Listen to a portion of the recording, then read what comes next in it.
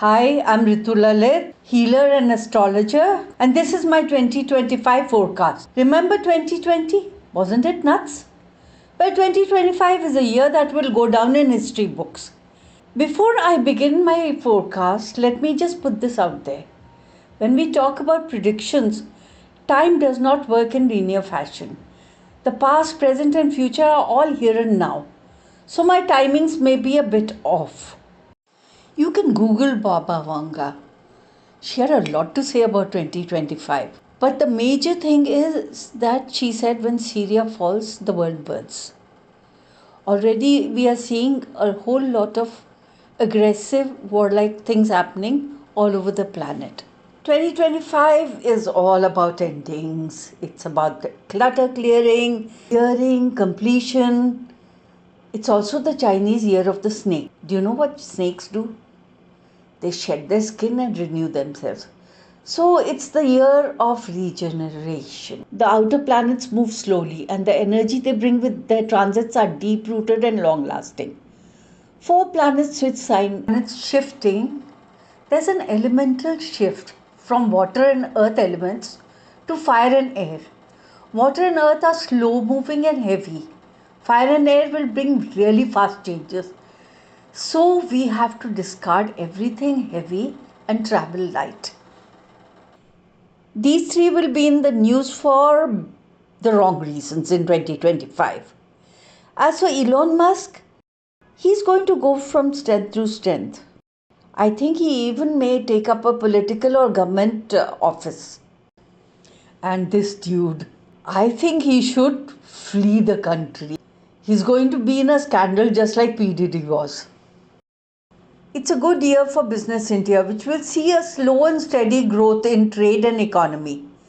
By mid-year, our country will achieve international accolades in the field of medical innovations and also Ayurveda and natural healing modalities. Not so good a year for the common man. The Aam Aadmi will be frustrated. Stagnant growth, poor rainfall, and political upheaval will cause a lot of discontent.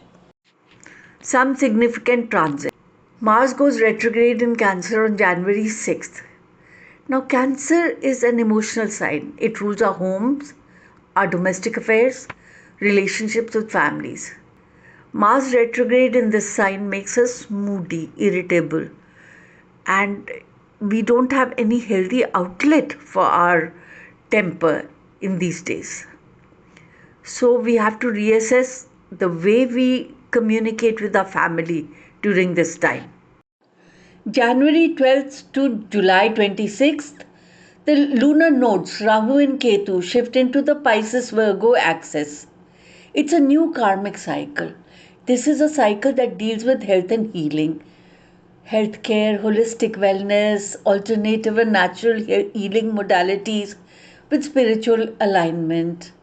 It's basically a cycle where we are invited to integrate the intuitive, that is Pisces, with the practical, that is Virgo.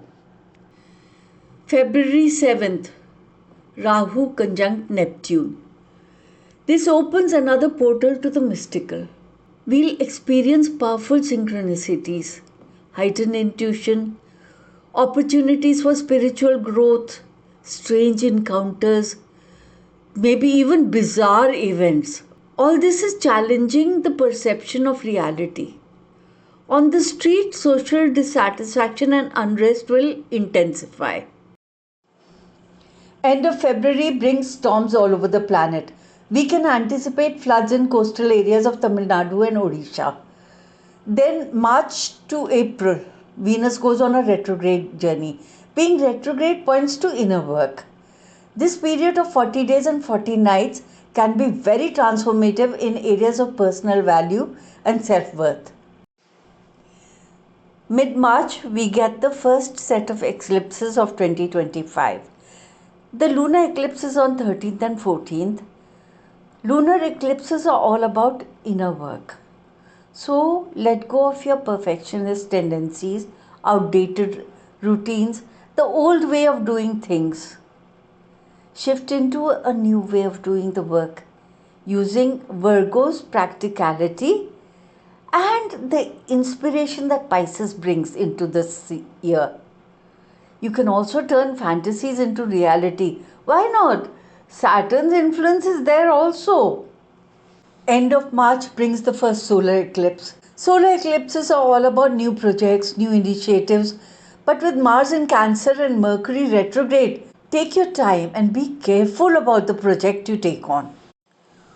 On March 30th, Neptune enters Aries, and it's going to be there in Aries till 2039. So this is a rather permanent shift. Neptune is emotional, spiritual, imaginative, idealistic. And Aries is a house of action. It's a very warrior type house. I anticipate that social tensions will escalate. When fantasy meets reality, it can result in either an idealistic period or a very delusional and fanatical one. Let's wait and see what happens. End of March can bring extreme weather, floods and storms, cloudburst and landslide in Sikkim, floods in coastal areas like Gujarat and Andhra Pradesh, a rise in respiratory and digestive ailments. But by April and May, Neptune is going to show its full influence in Aries, which means manifestation of dreams, idealistic thinking, and delusional kind of thing also. Whatever, it's going to be revolutionary energy. So there will be transformative shifts both on personal and global scale. I like studying the historical parallels of significant transits. The first two are typical of a Neptune aerial thing, abolition of slavery, idealism, the Franco Prussian War. That was very jingoistic, very nationalistic. But what stands out is the panic of 1873, ungrounded visions, and then the fallout. Saturn enters Aries. The last time this happened, Google was founded. Hong Kong returned to China. What will happen this time? This year we are all talking about ETs, so maybe the secrets buried in Antarctica get revealed. On the ground level, I think we are going to see escalation in social unrest. In India, I anticipate border skirmishes in Rajasthan and Northeast. Internationally, some leader somewhere is going to get attacked. Mid-year, and Jupiter enters Cancer. Areas like home, family, emotional security, personal nourishment come into focus. In a very positive way, you're likely to find the resources, the encouragement, the companionship needed to thrive. What can I say? Squares are difficult. It's time to create your own luck. Time to confront limitations. Time to align dreams with reality. Time to forget about taking shortcuts. If you do things the right way, you can unlock the positive potential of this transit. Think long term. The next big transit is Uranus in Gemini.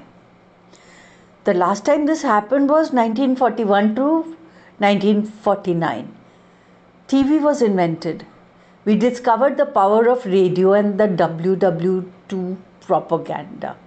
So it's all about communication. We may develop new ways of expressing ourselves, of communicating.